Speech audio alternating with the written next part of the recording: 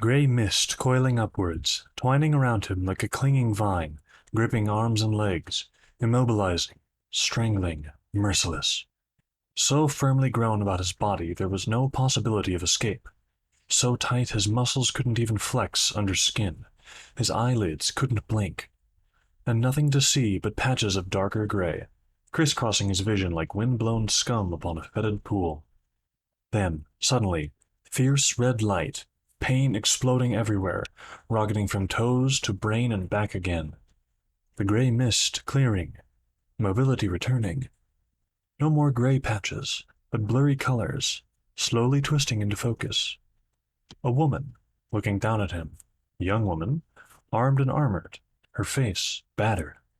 No, not a woman. The abortion, for she wore the blazon and the bells.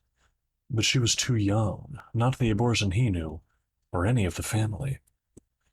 "Thank you," he said, the words coming out like a mouse creeping from a dusty larder. "Abortion." Then he fainted, his body rushing gladly to welcome real sleep, true unconsciousness and sanity-restoring rest. He awoke under a blanket and felt a moment's panic when the thick gray wool pressed upon his mouth and eyes. He struggled with it, threw it back with a gasp, and relaxed as he felt fresh air on his face and dim sunlight filtering down from above. He looked up and saw from the reddish hue that it must be soon after dawn.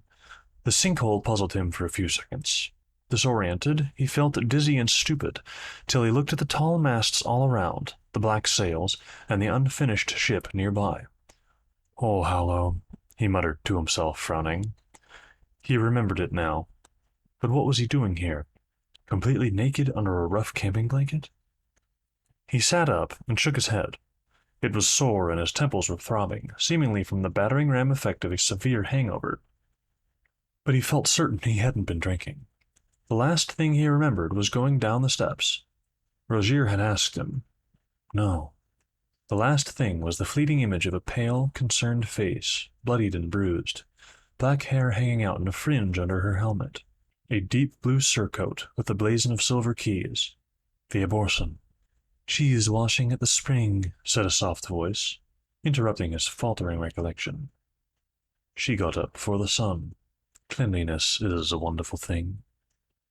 The voice did not seem to belong to anything visible till the man looked up at the nearby ship.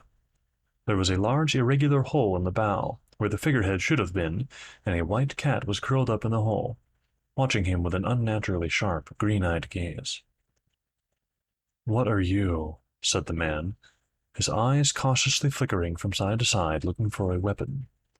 A pile of clothes was the only thing nearby, containing a shirt, trousers, and some underwear, but it was weighted down with a largish rock. His hand sidled out towards the rock. "Don't be alarmed," said the cat. "I'm but a faithful retainer of the abortion. Name of Mogget, for the moment." The man's hand closed on the rock, but he didn't lift it. Memories were slowly sidling back to his benumbed mind, drawn like grains of iron to a magnet. There were memories of various abortions among them, memories that gave him an inkling of what this cat creature was.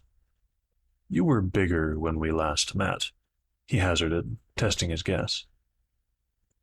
"Have we met?" replied Mogget, yawning. "Dear me, I can't recall it. What was the name?" A good question, thought the man. He couldn't remember. He knew who he was, in general terms, but his name eluded him. Other names came easily, though, and some flashes of memory concerning what he thought of as his immediate past. He growled and grimaced as they came to him and clenched his fists in pain and anger. "Ugh." "Unusual name," commented Mogget. "More of a bear's name, that growl. Do you mind if I call you Touchstone?" "What?" the man exclaimed, affronted. "That's a fool's name. How dare—" "Is it unfitting?" interrupted Mogget coolly. "You do remember what you've done?" The man was silent then, for he suddenly did remember, though he didn't know why he'd done it, or what the consequences had been. He also remembered that since this was the case, there was no point trying to remember his name. He was no longer fit to bear it. "Yeah, I remember. he whispered. You may call me Touchstone, but I shall call you. He choked, looked surprised, then tried again. I shall call you. You can't say it, Mogget said. A spell tied to the corruption of. But I can't say it, nor tell anyone the nature of it, or how to fix it. You won't be able to talk about it either, and there may be other effects. Certainly it has affected me. I see, replied Touchstone somberly. He didn't try the name again. Tell me, who rules the kingdom? No one, said Mogget. A regency, then. That is, perhaps, no. No regency. No one reigns. No one rules. There was a regency at first, but it declined, with help. What do you mean, at first? Asked Touchstone. What exactly has happened? Where have I been? The regency lasted for 180 years, Mogget announced callously. Anarchy has held sway for the last 20, tempered by what a few remaining loyalists could do. And you, my boy, have been adorning the front of this ship as a lump of wood for the last 200 years. The family, all dead and past the final gate, save one, who should be. You know who I mean. For a moment, this news seemed to return Touchstone to his wooden state. He sat frozen, only the slight movement of his chest showing continued life. Then tears started in his eyes, and his head slowly fell to meet his upturned hands. Mogget watched without sympathy till the young man's back ceased its heaving and the harsh indrawn gasps between sobs became calmer. There's no point crying over it, the cat said harshly. Plenty of people have died trying to put the matter to rights. 4 abortions have fallen in this century alone trying to deal with the dead, the broken stones, and the original problem. My current abortion certainly isn't lying around crying her eyes out. Make yourself useful and help her. Can I? Asked Touchstone bleakly, wiping his face with a blanket. Why not? Snorted Mogget. Get dressed for a start. There are some things aboard here for you as well, swords and such like. But I'm not fit to wield royal. Just do as you're told, Mogget said firmly. Think of yourself as abortion's sworn sword hand, and if it makes you feel better, though in this present era, you'll find common sense is more important than honor. Very well, Touchstone muttered humbly. He stood up and put on the underclothes and shirt, but couldn't get the trousers past his heavily muscled thighs. There's a kilt and leggings in one of the chests back here, Mogget said, after watching Touchstone hopping around on one leg, the other trapped in too tight leather. Touchstone nodded, divested himself of the trousers, and clambered up through the hole, taking care to keep as far away from Mogget as possible. Halfway up, he paused, arms braced on either side of the gap. You won't tell her? He asked. Tell who? Tell what? Aborson. Please. I'll do all I can to help. But it wasn't intentional. My part, I mean. Please, don't tell her. Spare me the pleadings, said Mogget in a disgusted tone.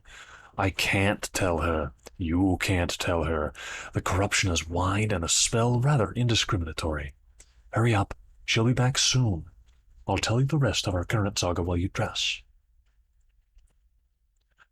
Sabriel returned from the spring feeling healthier, cleaner, and happier. She'd slept well, and the morning's ablutions had cleared off the blood. The bruises, swellings, and sunburn had all responded well to her herbal treatments.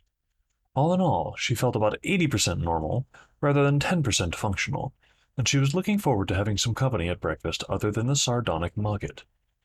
Not that he didn't have his uses, such as guarding unconscious or sleeping humans. He'd also assured her that he had tested the charter mark on the figurehead man, finding him to be unsullied by free magic or necromancy. She'd expected the man to still be asleep, so she felt a faint frisson of surprise and suspense when she saw a figure standing by the ship's bow, facing the other way. For a second, her hand twitched to her sword. Then she saw Mogget nearby, precariously draped on the ship's rail. She approached nervously, her curiosity tempered by the need to be wary of strangers.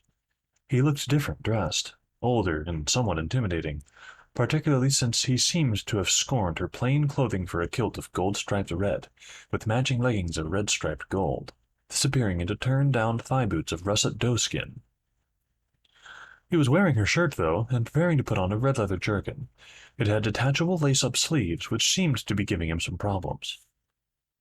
2 swords lay in 3/4 scabbards near his feet, stabbing points shining 4 inches out of the leather. A wide belt with the appropriate hooks already encircled his waist. "Curse these laces," he said, when she was about 10 paces away. A nice voice, quite deep, but currently frustrated and peaking with temper. "Good morning," said Sabriel. He whirled around, dropping the sleeves, almost ducking to his swords before recovering to transform the motion into a bow, culminating in a descent to one knee. "Good morning, milady," he said huskily, head bowed, carefully not meeting her gaze. She saw that he'd found some earrings, large gold hoops clumsily pushed through the pierced lobes, for they were bloodied. Apart from them, all she could see was the top of his curly-haired head. "I'm not milady," said Sabriel, wondering which of Miss Priant's etiquette principles applied to this situation. "My name is Sabriel." "Sabriel, but you are the Aborson," the man said slowly. He didn't sound overly bright, Sabriel thought, with sinking expectations. Perhaps there would be very little conversation at breakfast after all. "No, my father is the Aborson," she said, with a stern look at Mogget, warning him not to interfere. "I'm a sort of stand-in. It's a bit complicated, so I'll explain later. What's your name?" He hesitated, then mumbled. "I can't remember, milady. Please, call me Touchstone." "Touchstone?" Sabriel asked. That sounded familiar, but she couldn't place it for a moment. "Touchstone? But that's a jester's name, a fool's name. Why call you that?" "That's what I am," he said dully, without inflection. "Well, I have to call you something," Sabriel continued. "Touchstone.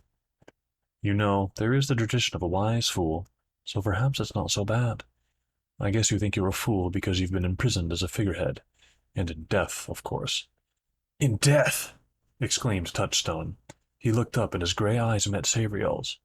Surprisingly, he had a clear, intelligent gaze. Perhaps there is some hope for him after all, she thought, as she explained.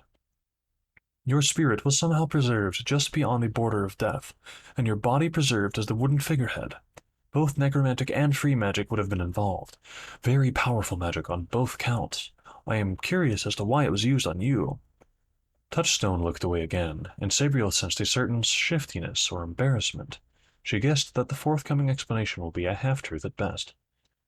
"I don't remember very well," he said slowly, "though things are coming back. I was, a guardsman. The Royal Guard. There was some sort of attack upon the Queen. An ambush at the bottom of the stairs. I remember fighting, with blade and charter magic. We were all charter mages, all the Guard. I thought we were safe, but there was treachery. Then I was here. I don't know how." Sabriel listened carefully, wondering how much of what he said was true.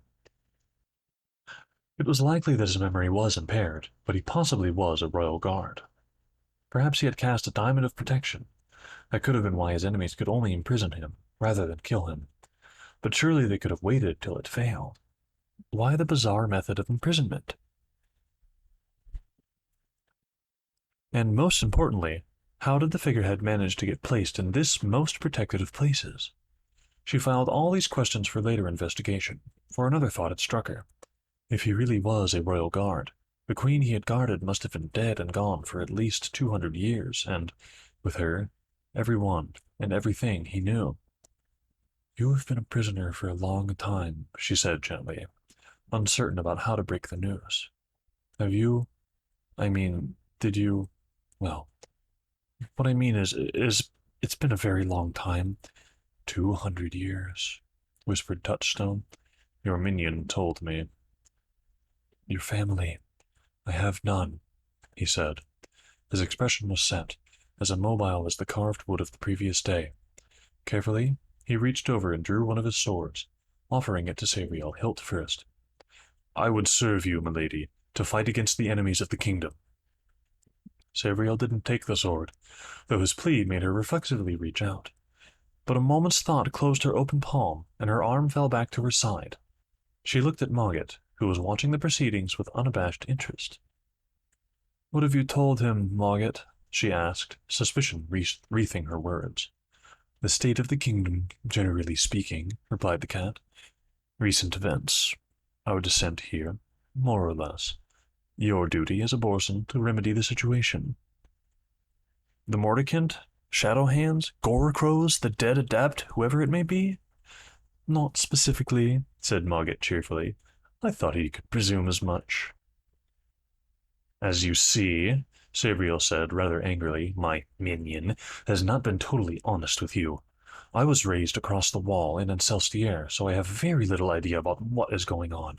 I have huge gaps in my knowledge of the Old Kingdom, including everything from geography to history to charter magic. I face some dire enemies, probably under the overall direction of one of the Greater Dead, a necromantic adept, and I'm not out to save the kingdom, just to find my father, the real Eborson. So I don't want to take your oath or service or anything like that, particularly as we've only just met. I'm happy for you to accompany us to the nearest approximation of civilization, but I have no idea what I will be doing after that. And please remember that my name is Sabriel, not Milady, not Eborson. Now, I think it's time for breakfast." With that, she stalked over to her pack and started getting out some oatmeal in a small cooking pot. Touchstone stared after her for a moment, then picked himself up, attached his swords, put on the sleeveless jerkin, tied the sleeves to his belt, and wandered off to the nearest clump of trees. Mogget followed him there, and watched him pick up dead branches and sticks for a fire. "She really did grow up in Ancelstiere," said the cat. "She doesn't realize refusing your oath is an insult, and it's true enough about her ignorance. That's one of the reasons she needs your help." "I can't remember much," said Touchstone, snapping a branch in half with considerable ferocity. "Except my most recent past. Everything else is like a dream. I'm not sure if it's real or not, learned or imagined, and I wasn't insulted. My oath isn't worth much." "But you'll help her," said Mogget. It wasn't a question. "No," said Touchstone. "Help is for equals. I'll serve her. That's all I'm good for." As Sabriel feared, there was little conversation over breakfast. Mogget went off in search of his own, and Sabriel and Touchstone were hindered by the sole cooking pot and single spoon, so they took it in turns to eat half of the porridge. Even allowing for this difficulty, Touchstone was uncommunicative. Sabriel started, asking a lot of questions, but as his standard response was, "I'm sorry, I can't remember," she soon gave up. "I don't suppose you can remember how to get out of this sinkhole either," she asked in exasperation, after a particularly long stretch of silence. Even to her, this sounded like a prefect addressing a miscreant 12-year-old. "No, I'm sorry," Touchstone began automatically. Then he paused, and the corner of his mouth quirked up with a momentary spasm of pleasure. "Wait, yes, I do remember. There's a hidden stair to the north of King Yanarul's ship. Oh, I can't remember which one that is." "There's only 4 ships near the northern rim," Sabriel mused. "It won't be too hard to find. How's your memory for geography? The kingdom, for instance?" "I'm not sure," replied Touchstone guardedly, bowing his head again. Sabriel looked at him and took a deep breath to calm the eel-like writhings of anger that were slowly getting bigger and bigger inside her. She could excuse his faulty memory. After all, that was due to magical incarceration. But the servile manner that went with it seemed to be an affectation. He was like a bad actor playing the butler, or rather a non-actor trying to impersonate a butler as best as he could. But why? "Mogget drew me a map," she said, talking as much to calm herself as for any real communication. But, as he apparently has only left the Borson's house for a few weekends over the last 1,000 years, even 200-year-old memories. Sabriel paused and bit her lip, suddenly aware that her annoyance with him had made her spiteful. He looked up as she stopped speaking, but no reaction showed on his face. He might as well still be carved from wood. "What I mean is," Sabriel continued carefully, "it would be very helpful if you could advise me on the best route to Belisaire, and the important landmarks and locations on the way." She got the map out of the special pocket in the pack and removed the protective oilskin. Touchstone took one end as she unrolled it, and weighted his 2 corners with stones, while Sabriel secured hers with the telescope case. I think we're about here, she said, tracing her finger from the Aborson's house, following the Paperwing's flight from there to a point a little north of the Ratterland River Delta. No, said Touchstone, sounding decisive for the first time, his finger stabbing the map an inch to the north of Sabriel's own. This is Whole Hollow, here. It's only 10 leagues from the coast and at the same latitude as Mount Anderson. Good! Exclaimed Sabriel, smiling, her anger slipping from her. You do remember. Now, what's the best route to Belisaire, and how long will it take? I don't know the current conditions, Sabriel, Touchstone replied. His voice grew softer, more subdued. From what Mogget says, the kingdom is in a state of anarchy. Towns and villages may no longer exist. There will be bandits, the dead, free magic unbound, fell creatures. Ignoring all that, Sabriel asked, which way did you normally go? From Nesto, the fishing village here, Touchstone said, pointing at the coast to the east of Whole Hollow. We'd ride north along the shoreway, changing horses at post houses. 4 days to Calib, a rest day there. Then the interior road up through Onset Pass. 6 days all told to Oundon. A rest day in Oundon, then 4 days to Orkir. From there it would be a day's ferry passage, or 2 days riding to the west gate of Belisaire. Even without the rest days, that'd be 18 days riding, at least 6 weeks walking. That's too long. Is there any other way? A ship or boat from Nesto, interrupted Mogget, stalking up behind Sabriel to place his paw firmly on the map. If we can find one, and if either of you could sail it.